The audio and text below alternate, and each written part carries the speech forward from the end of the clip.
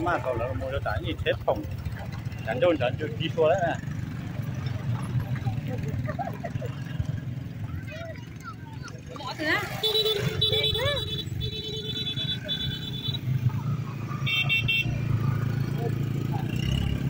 cái lồng nó xóa thế nào cái thịt ba à cái quần nói như lát thế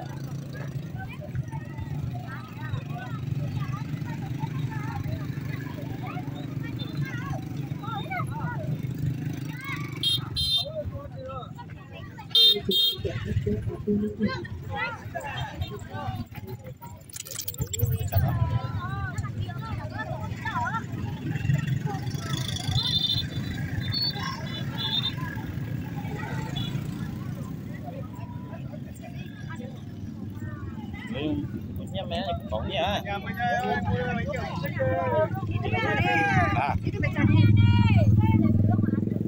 Sạch thấy là từ sạch thế à? Mua xúc xích chén lên đây nha. Xích bé bao tiền đấy? 5.000, 10.000 ạ. Lấy mấy cái hả? Cái này 10.000 thôi. Vâng. Hai cái hả?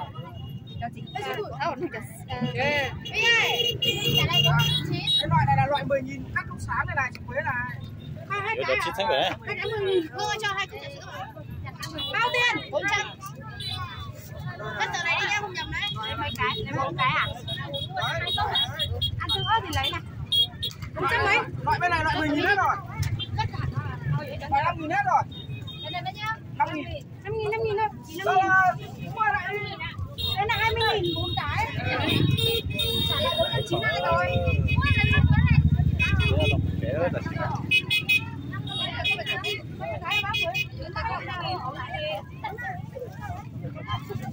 Là rơi vào tầm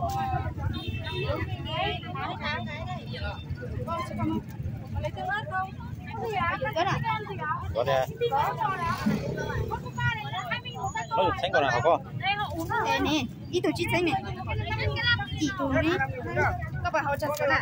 Không uống. Không uống đâu. Chứ uống gì uống. Chè đỗ đen này à? Chè đỗ đen được không? 10.000 hết chưa bây giờ? Đây còn 5.000, còn 2 cái, có 3 cái này. 10.000 Đấy 10.000. Cứ 10.000 đi. Hết loại 5.000 rồi. Cái gì à? Mấy 5.000 kiểu kia này không?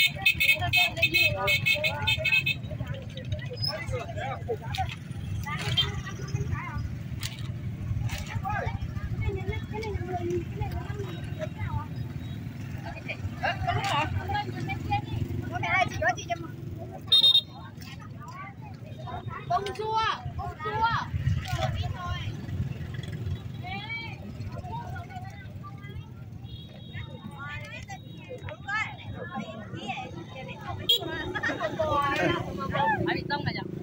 Rồi cho chén lon một chén trái bé nào nữa.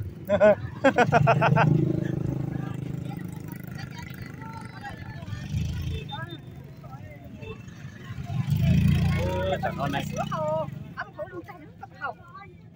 Chọn coca nhá chọn đó. Trà sữa mà chọn nó thế trà sữa chọn đó coca.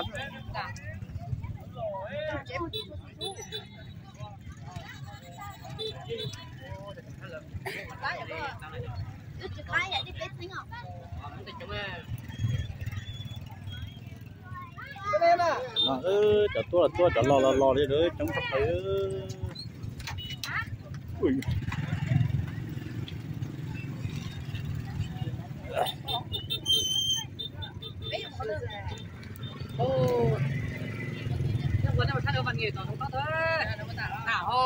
Ta tua.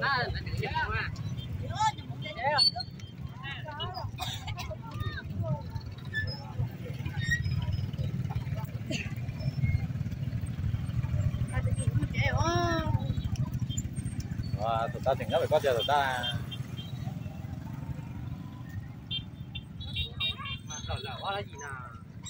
tròn câu là tỉnh câu lòng câu cho lòng câu lại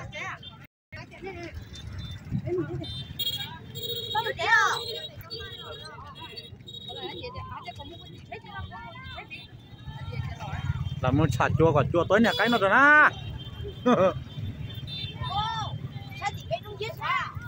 chỉ khá lon na chỉ là bảo bây giờ 11 giờ rồi sao nhỉ 11 giờ rồi gần 12 giờ 1 giờ nữa sẽ mưa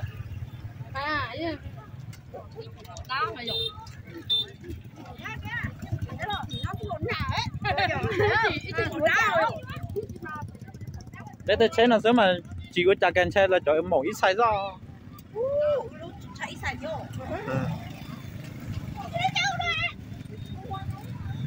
ui sao chế nhiều mà mua mấy ảnh một tập đó na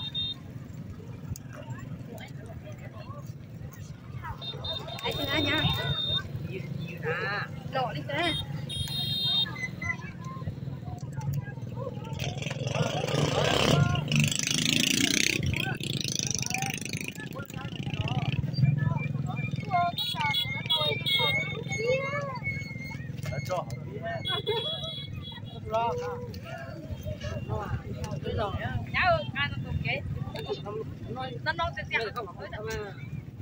mà muốn nói cho bé một chứ nó này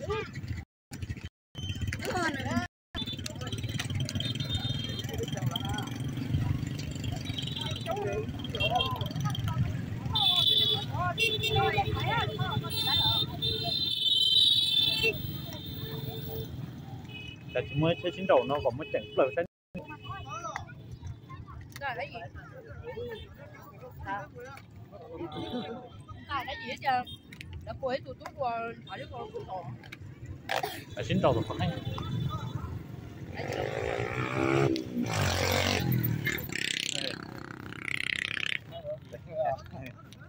phải cho ra Cái mua bé lo là. phải lo nhá lo nó tôi nó này Gì bé?